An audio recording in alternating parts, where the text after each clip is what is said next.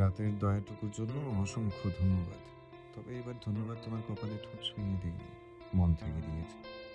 যতটা নিষ্ঠুর তোমাকে ভেবেছি অতটা নিষ্ঠুর মেয়ে তুমি নও। আলো কিছুক্ষণ চিঠিটার দিকে তাকিয়ে থেকে চিঠিটা দলা পাকিয়ে ঝুড়িতে ছুঁড়ে পারে। তারপর গায়ের চাদর সরিয়ে রেহেনার কাছে যায়। রেহেনা আজান আয়াতকে ধমকাচ্ছে। আলো গিয়ে বলে, ওদের ধমকাচ্ছেন কেন? দরজা আমি খুলেছি কিছুক্ষণ আগে। ছাদে গিয়েছিলাম, পরে আর লাগাইনি। চিন্তা করো না, চোর আসেনি। শামিনকে দেখে ঋতু এগিয়ে যায়, উৎকণ্ঠা নিয়ে বলে,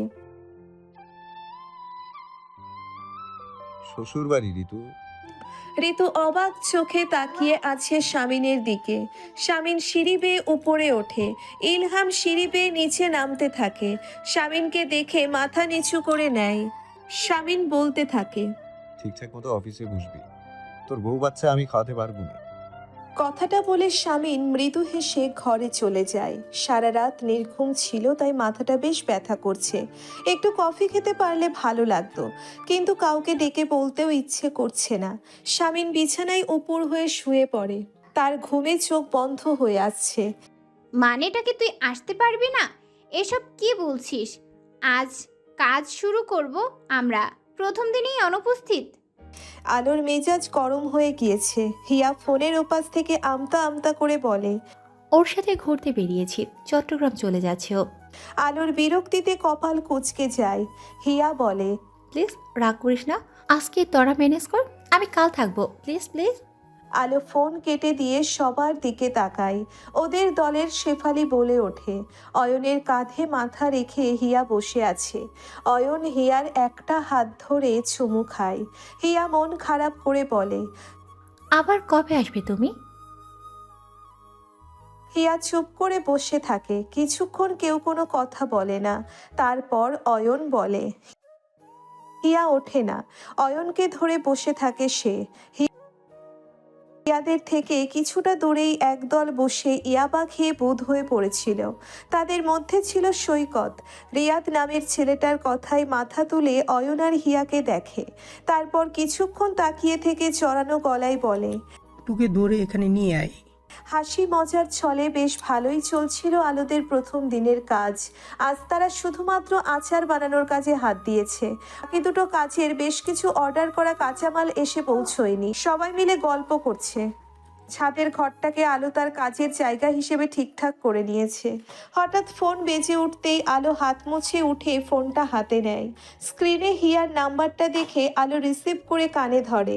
ওপাশ থেকে হিয়ার কান্নার আওয়াজ শোনা যাচ্ছে। আলো উৎকণ্ঠা নিয়ে বলে, কি হলো? হিয়া কাঁদতে কাঁদতে বলে ওঠে। আমাকে আটকে রাখা হয়েছে আলো। মানে? চেঁচিয়ে ওঠে আলো। হিয়া বলতে থাকে, যেখানে ঘুরতে এসেছিলাম সেখানের একটা ক্যাট আমাকে আর অয়নকে এসে হ্যারাস করে। পরে অয়নের সাথে কথা কাটাকাটি হয়, ওকে চড় থাপ্পড় মেরে ওর থেকে টাকা চায়। ওর কাছে টাকা নেই দেখে আমাকে আটকে রেখে ওকে বলে টাকা নিয়ে আসতে। অয়ন এখনও ফেরেনি আলো, আমার খুব ভয় করছে। ওরা খুব বাজেভাবে আমার গায়ে হাত দেওয়ার চেষ্টা করছে। ওদের দলের লিডার সৈকত সবকটা নেশা করে আছে আলো। আলোর মাথায় আকাশ ভেঙে পড়ে। সে ঘামছে। হিয়াকে বলে, আঙ্কেলকে ফোন করে বলি। না আলো, বাবা আমাকে মেরেই ফেলবে, তুই প্লিজ 10,000 টাকা নিয়ে আয় প্লিজ, তাহলেই ছেড়ে দেবে ওরা। আলো চিন্তায় পড়ে যায়। এখন আর কোনো উপায় নেই। এই লোকাল গ্যাংগুলো বেশ ভয়ঙ্কর। একবার পুলিশের কথা মাথায় আসে আলোর। পরক্ষণেই সিদ্ধান্ত পাল্টে নেয়। হিয়ার বাবাকে সে চেনে, জল্লাদ একটা। এসব জানাজানি হয়ে গেলে একেবারে পুঁতে ফেলবে মেয়েকে। নিজেদের ব্যবসার ক্যাশ থেকে 10,000 টাকা নিয়ে আলো বের হয়ে যায় বাড়ি থেকে। সৈকত হিয়ার পা থেকে মাথা পর্যন্ত দেখতে থাকে। হিয়ার প্রচন্ড ভয় করছে।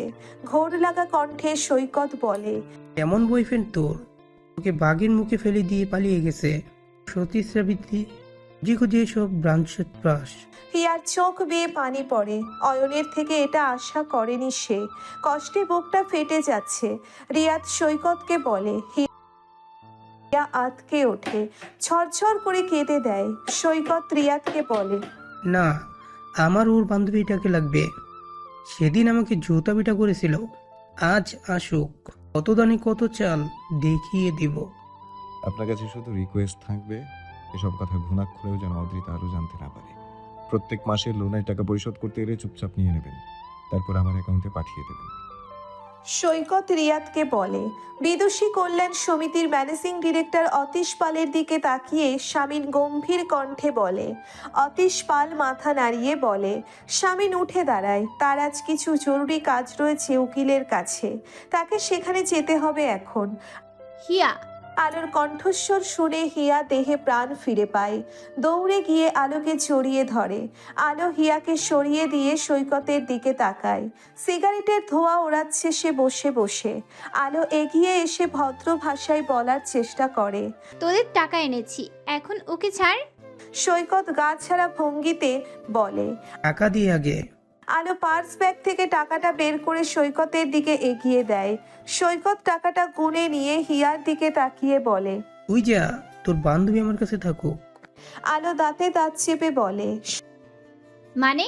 সৈকত হাসে বলে। এমন সময় অয়ন এসে পড়ে সেখানে। হিয়া রেগে মেগে বলে ওঠে। দেরি করছিলে কেন? সামান্য 10,000 টাকা ম্যানেজ করতে 14 বছর লাগে, ইডিয়ট। সৈকত হেসে ওঠে অয়নের দিকে তাকিয়ে বলে। দে দে, টাকা দে। ওরা অয়ন টাকাটা দিয়ে দেয়, তারপর সৈকতের দিকে তাকিয়ে বলে। সৈকত আর একটা সিগারেট ধরিয়ে বলে। যা, আলো এখানে থাকবে। অয়ন ঘাবড়ে যায়। আলো কটমট দৃষ্টি দিয়ে তাকিয়ে আছে সৈকতের দিকে। সৈকত বলে। লোক মামা, আমার ভাইয়া আসছে, দিনের মার জবাব আজ তোকে দেব। অয়ন আর হিয়া আলোকে ছেড়ে যায় না, তারাও বসে আছে।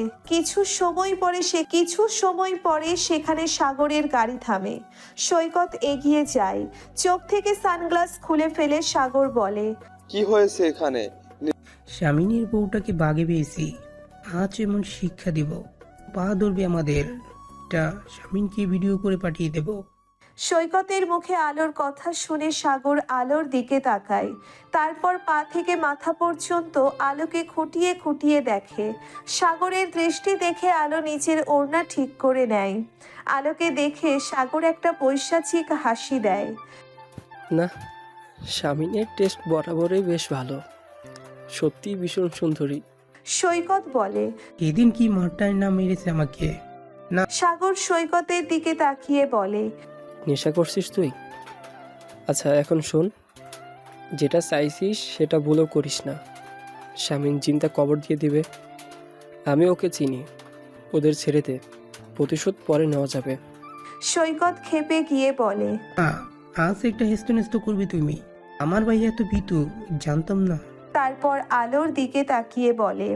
তুই এখন আমার আর আমার ভাইয়ার পা ধরবি, তাকে খত দিবি, তারপর তোদের ছাড়বো।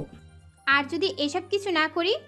তাহলে তোর বান্ধবী আর বান্ধবী বয়ফ্রেন্ডে চুম্মা চাটে ভিডিও তার নেটে ছেড়ে দিব। আলোর মুখটা শুকনো হয়ে যায়। হিয়া কাঁদতে শুরু করে। অয়ন ভীত চোখে তাকিয়ে আছে সৈকতের দিকে। সাগর সৈকতের হাত টেনে নিয়ে ওপাশে নিয়ে যায়। ধমকের সুরে বলে। মাথা ঠান্ডা কর, ও স্বামীন, যে সে কেউ না। কি করব? ওর বউকে এমনি ছেড়ে দিব? তুমি ওর থেকে প্রতিশোধ চাও না? চাই, এভাবে না, এভাবে ফেসে যাব। সময় আসুক। তারপর নিজের ফোনটা বের করে সাগর বলতে থাকে। যা হয়েছে এ পর্যন্তই। আজ শুধু স্বামীনকে একটু ভয় দেখাই, ওর বউকে কিছু করিস না, ঠিক আছে? সৈকত চুপ করে থাকে। সাগর আলোর দিকে আরো একবার তাকিয়ে স্বামীনের নাম্বারে ফোন লাগায়। ওপাশ থেকে স্বামীর ফোনটা রিসিভ করতেই সাগর বলে ওঠে। স্বামীন, ইয়া স্যার। ফোন দিয়েছিস কেন আমাকে? তোর একটা জিনিস আমার কাছে, এসে নিয়ে যাবি না? মানে কি বলতে চাইছিস? তোর বউ আমার কাছে এসেছে, নিয়ে যায় এসে। মুখ সামলে কথা বল। বিশ্বাস হয় না? শোন, তোর বউয়ের গলায় একটা চমৎকার তিল আছে দেখলাম। তুই তো ভালো করে জানিস সে কথা। আধা ঘন্টার মধ্যে দিঘির পাড়ে এসে নিয়ে যা, নয়তো উল্টা পাল্টা কিছু হয়ে গেলে আমায় দোষ দিবি না। আর হ্যাঁ, টুটা সাউন্ড করবি না কোনো। ফোন কেটে দিয়ে শামিন পার্টি অফিস থেকে বেরিয়ে সোজা গাড়িতে উঠে গাড়ি স্টার্ট দেয়। তার মাথা কাজ করছে না। আলো থাবা মেরে সৈকতের ফোনটা নিয়ে হিয়ার ভিডিওটা ডিলিট করতে চেষ্টা করে।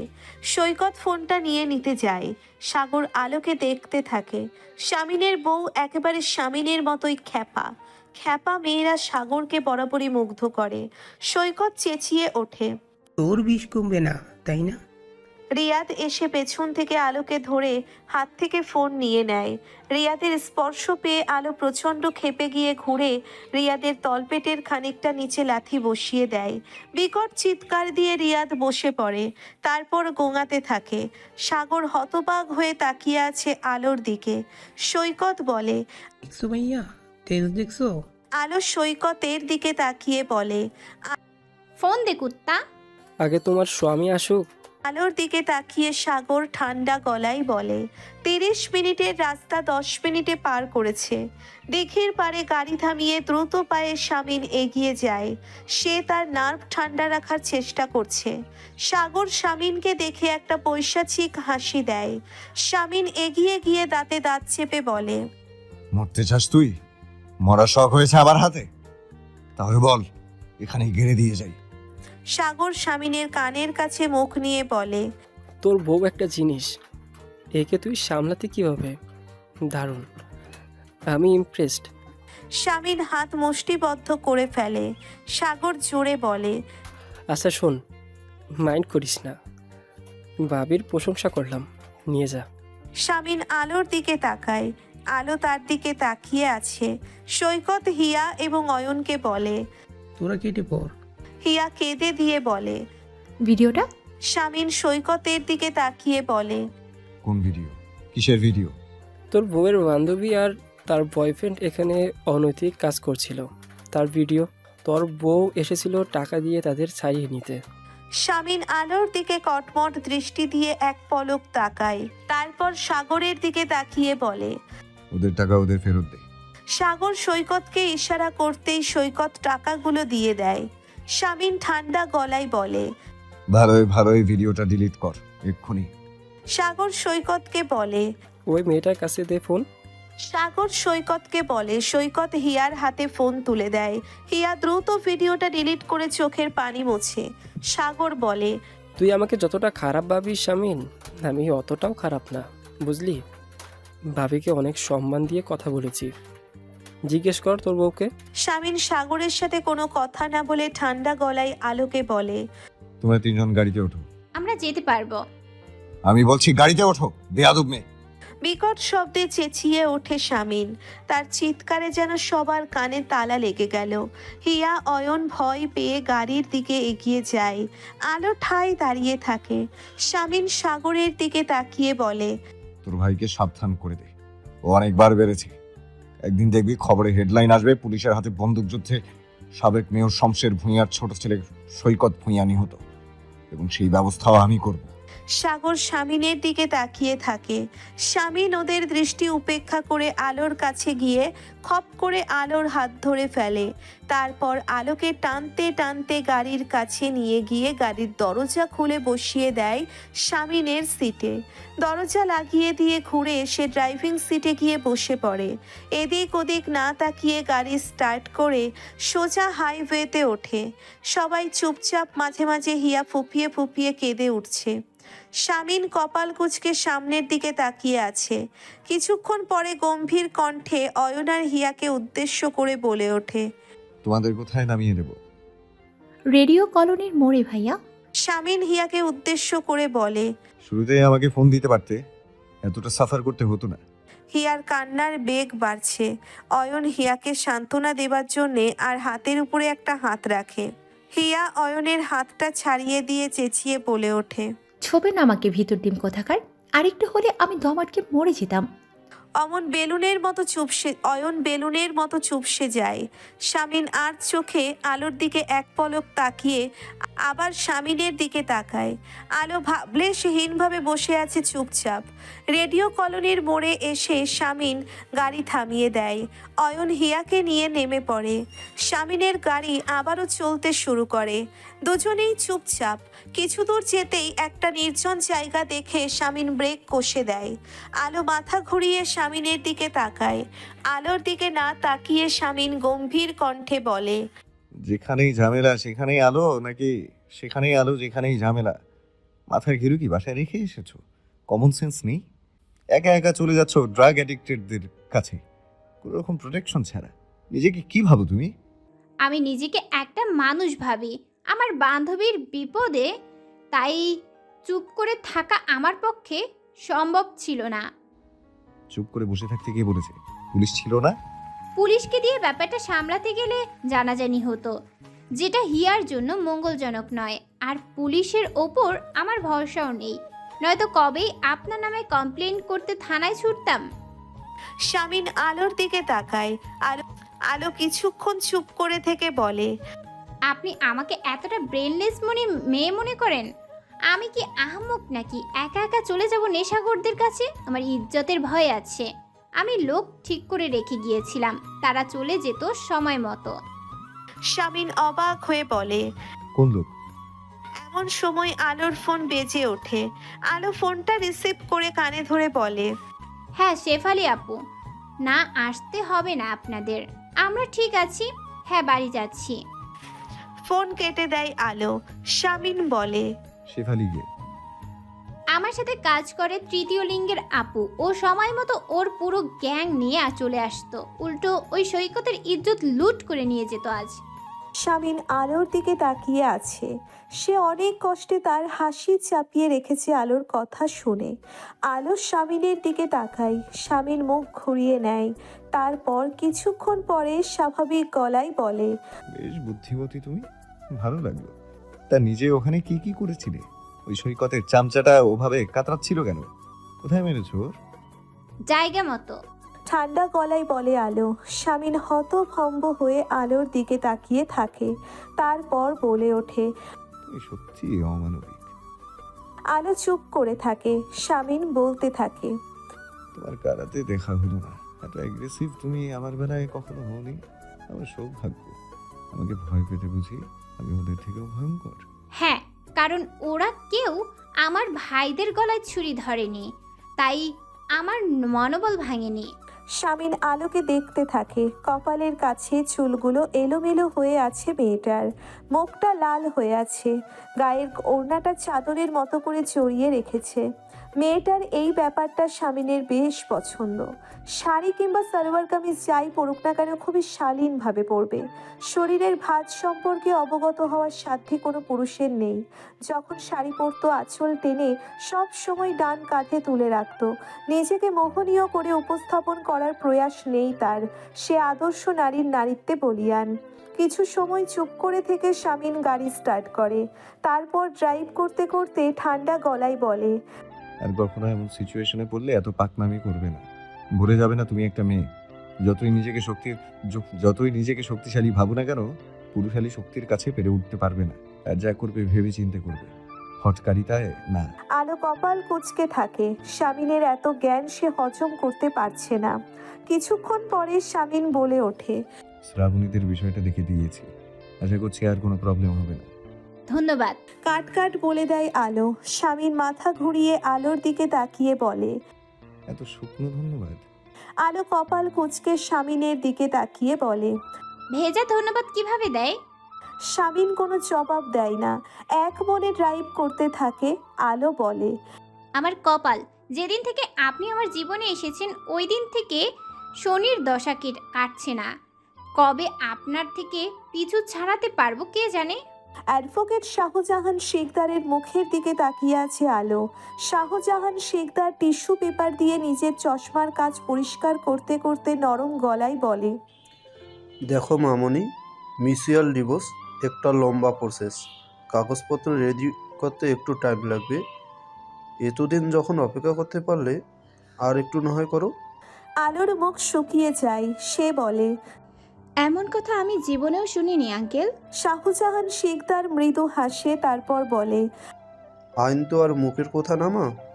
যে আইন দুটো মানুষকে একে অপরের সাথে সারা জীবনের জন্য জুড়ে দেয়, সে আইন তো একদিনে ভাঙা সম্ভব না, তাই না? অনেক নিয়ম আছে। আমি কাগজপত্র রেডি করছি, তারপর তোমাদের ডাকবো। তুমি নিশ্চিন্তে বাড়ি যাও। আলোর কাছে শাহজাহান শিকদারের জবাব পছন্দ হয় না। তার ষষ্ঠ ইন্দ্রিয় বলছে এই লোকটা কারো শিখিয়ে দেওয়া কথা বলছে, কিন্তু এখন আলোর করণীয় কি?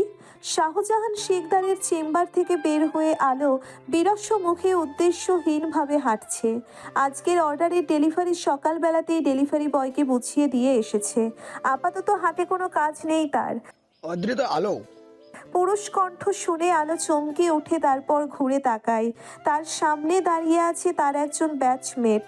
আলো মুখ হাসি হাসি করার চেষ্টা করে বলে, রাকিব, তুমি তো নিখোঁজ হয়ে গিয়েছো বিয়ে করে। সোশ্যাল মিডিয়ায় পাওয়াই যাচ্ছে না, ফোন নাম্বার নেই। কেমন আছো তুমি? আলো ম্লান হাসে। ভালো, তুমি? আমি আছি আর কি। তা তোমার স্বামী কোথায়? সমাজ সেবা করছে? আর মেয়ের বউ এভাবে রাস্তায় রাস্তায় হাঁটছো কেন? গাড়ি কোথায়? আলো কি উত্তর দেবে বুঝতে পারছে না। রাকিব বলে, চলো এক জায়গায় বসে কথা বলি। বেশ লম্বা সময় পরে দেখা হলো আমাদের।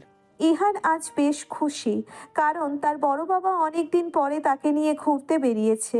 গাড়ির ব্যাক সিটটা পুরোটা খেলনা দিয়ে ভর্তি করে ফেলেছে। তার চোখে মুখে খুশি চকচক করছে। শামিন ড্রাইভ করতে করতে বারবার ইহানের দিকে তাকাচ্ছে। সে নিজেও মজা পাচ্ছে ইহানের আনন্দ দেখে। বলো বাবা, দেখো পতা আন্টি। গাড়ির জানালার বাইরে তাকিয়ে চেঁচিয়ে ওঠে ইহান। শামিন অবাক হয়ে বলে, কোথায়? ইহান হাত তুলে দেখায়। ওই দিয়ে দেখো। শামিন হুট করে গাড়ির ব্রেক কষে। তারপর ইহানের হাত লক্ষ্য করে সেদিকে তাকাতেই তার হাত মুষ্টিবদ্ধ হয়ে যায় রাগে। দূরের আলো একটা ছেলের সাথে দাঁড়িয়ে আইসক্রিম খেতে খেতে গল্প করছে, হাসাহাসি করছে। শামিনের মস্তিষ্ক থেকে সেই রাগ পুরো শরীরে ছড়িয়ে যেতেই মিনিট খানেক সময় নিল না। পুরো শরীর চলে যাচ্ছে রাগে। সে আলোর দিকে তাকিয়ে আছে। দীর্ঘদিন পরে আলোর মুখে সেই হাসি দেখছে। কে ওই ছেলেটা? আলোর প্রাক্তন নাকি? তাড়াতাড়ি শামিনকে ডিভোর্স দিয়ে ওই প্রাক্তনকে বিয়ে করার পরিকল্পনা করছে বুঝি?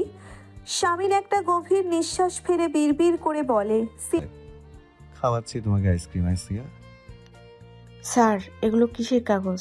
সিনথিয়া অতীশ পালের দিকে একটা ফাইল এগিয়ে দিয়ে তাকিয়ে আছে। অতীশ ফাইলটার দিকে এক পলক তাকিয়ে বলে, জরুরি কাগজ, সামিম ইয়াসারের বউয়ের লোনের পেপার। কিন্তু স্যার, তাকে তো লোনটা দেওয়া হয়নি। তার পরিবর্তে একজন দিনমজুরের মেয়ে পেয়েছে। জানি, কাগজগুলো রাখো। প্রত্যেক সপ্তাহে অতিরিক্ত আলো লোন পরিশোধ করতে এলে তার সই আর টাকাটা রেখে দেবে। সিনথিয়া হা হয়ে থাকে। স্যার, আমি কিন্তু কিছু বুঝতে পারছি না। ইয়াসার মির্জা আমাদের মাধ্যমে তার স্ত্রীকে টাকাটা দিয়েছে। এসব কথা তার স্ত্রীকে জানাতে নিষেধ করেছে, তাই তার স্ত্রী লোনের টাকা ভেবে প্রত্যেক সপ্তাহে টাকা পরিশোধ করতে এলে টাকাটা চুপচাপ রেখে দেবে।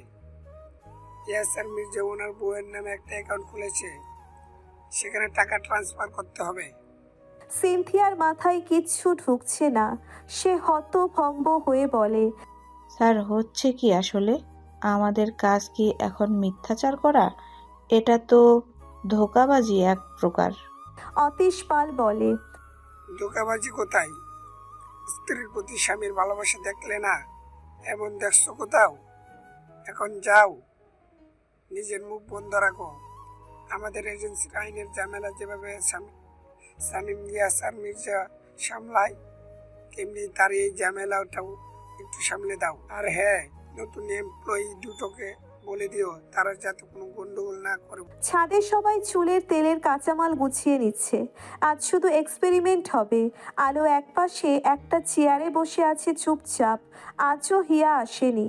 অনেকটাই ভয় পেয়ে গিয়েছিল সেদিন। ফোনে বলেছে গায়ে জ্বর এসেছে।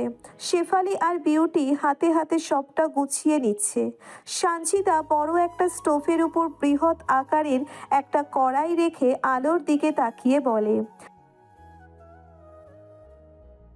বিজনেসের রিস্ক না নিলে এগোনো যায় না সানজিদা আপু, আমাদেরকে রিস্কটা নিতেই হবে। শেফালি আর বিউটি আলোর কথায় সায় দেয়। এমন সময় আজান আসে। আলো আজানের দিকে তাকিয়ে মজার ছলে বলে, যখন তখন আমাদের ফ্যাক্টরিতে ঢুকবে না। আমাদের প্রোডাক্টের সিক্রেট ইনগ্রিডিয়েন্ট সম্পর্কে আমরা কাউকে জানাতে চাই না। আজান বলে, আপু নিচে একজন ডেলিভারি বয় এসেছে। Delivery boy? আলো অবাক হয়ে যায়। তারপর বলে, আমাদের সব অর্ডার তো হাতে পেয়েছি, আবার কি? তা তো জানি না আপু, তুমি নিজে এসেই দেখো। আলো গায়ে ওড়না জড়িয়ে নিয়ে সিঁড়ি বেয়ে নিচে নামে। দেখতে পায় সদর দরজার কাছে একজন লোক দাঁড়িয়ে আছে। আলো জিজ্ঞাসু দৃষ্টিতে তাকায় লোকটার দিকে। বলে, কিসের পার্সেল? আর পার্সেল কোথায়? মুখ থেকে মাস্ক খুলে ফেলে লোকটা। বলে, ম্যাম গেটের বাইরে। আলো কিছু বুঝতে পারছে না। লোকটা বলে, আসুন দেখে নিয়ে যান। আলো লোকটার পিছু পিছু যায়। গেটের বাইরে বিশাল বড় একটা আইসক্রিমের ভ্যান দাঁড়িয়ে আছে। আলো হতভম্ব হয়ে যায়। লোকটা বলে, আপনার হাজবেন্ড আপনার জন্য পাঠিয়েছে। আলো এদিক ওদিক তাকায়। তার মুখে কোনো কথা আসছে না। এমন সময় আলোর ফোন বেজে ওঠে। শামিনের নাম্বার থেকে ফোন। আলো ফোনটা রিসিভ করে কানে ধরতেই ওপাশ থেকে শামিন বলে, পার্সেল পেয়েছো? এখন যত ইচ্ছে তত আইসক্রিম খাবে বাড়িতে বসে বসে। বাইরের ছেলেদের সাথে রাস্তায় বসে হা হা হি হি করা, আইসক্রিম হাতে তাদের গায়ে সমুদ্রের ঢেউয়ের মতো আছড়ে পড়া, এসব আর যেন করতে না দেখি। ওসব বেহায়াপনা আমার সাথে ডিভোর্স হয়ে গেলে করবে। যতদিন কাগজে কলমে তুমি আমার বউ, আমি যদি দেখি আবার বউ ভ্রষ্টাচারী হচ্ছে, তাহলে উল্টাপাল্টা কিছু করে দিতে এই ফেরাউনের হাত পা কাঁপবে না আসিয়া। শামিন ফোন কেটে দেয়। আলো পাথরের মতো দাঁড়িয়ে থাকে।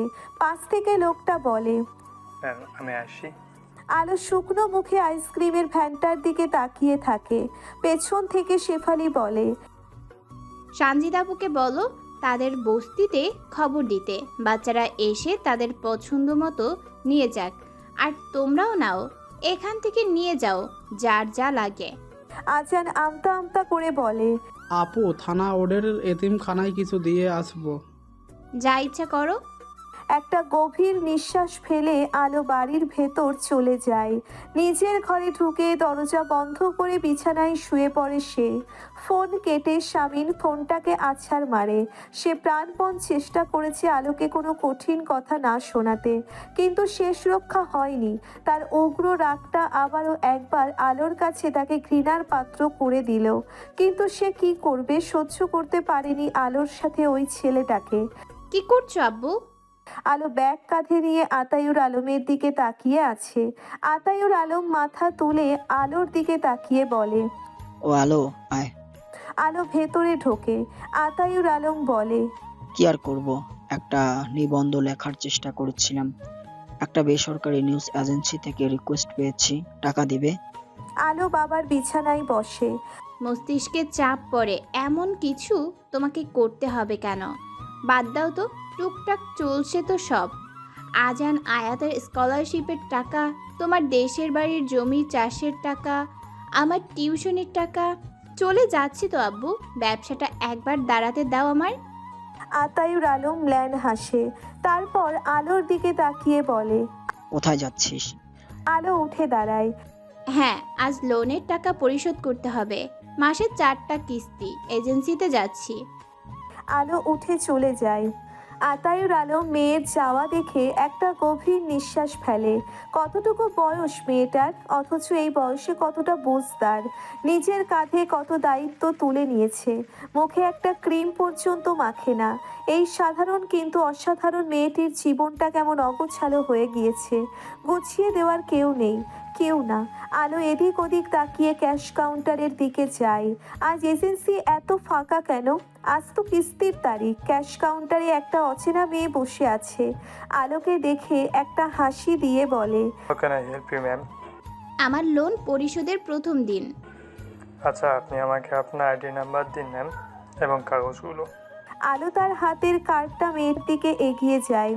কিছুক্ষণ ডেস্কটপে তাকিয়ে থেকে মেয়েটা বলে, ম্যাম আপনি ভুল কার্ড দিয়েছেন, এ নামে কাউকে লোন দেওয়া হয়নি। আলো অবাক চোখে তাকিয়ে আছে। তারপর বলে, মানে অদ্রিতা আলো আমি? জি ম্যাম, এটা তো আপনার নাম, কিন্তু আমাদের লিস্টে যে 3জন মেয়েকে লোন দেওয়া হয়েছে তাদের নাম শাহিনুর ইসলাম, রুমানা মুফতি এবং জান্নাতুল ফেরদাউস। আপনি চেক করে দেখতে পারেন। আলো বোকার মতো মেয়েটার দিকে তাকিয়ে থাকে। ক্যাশ কাউন্টারের মেয়েটাকে দূর থেকে সিনথিয়া হাত নেড়ে ইশারা করছে কিছু না বলতে, কিন্তু মেয়েটা কোনো দিকে না তাকিয়ে গড়গড় করে কথা বলেই যাচ্ছে আলোর সাথে। আলো অসহায়ের মতো একবার হাতের ফাইল, একবার টাকা, একবার ক্যাশ কাউন্টারের মেয়েটার দিকে তাকাচ্ছে। ভাই একটা গান শুনবেন?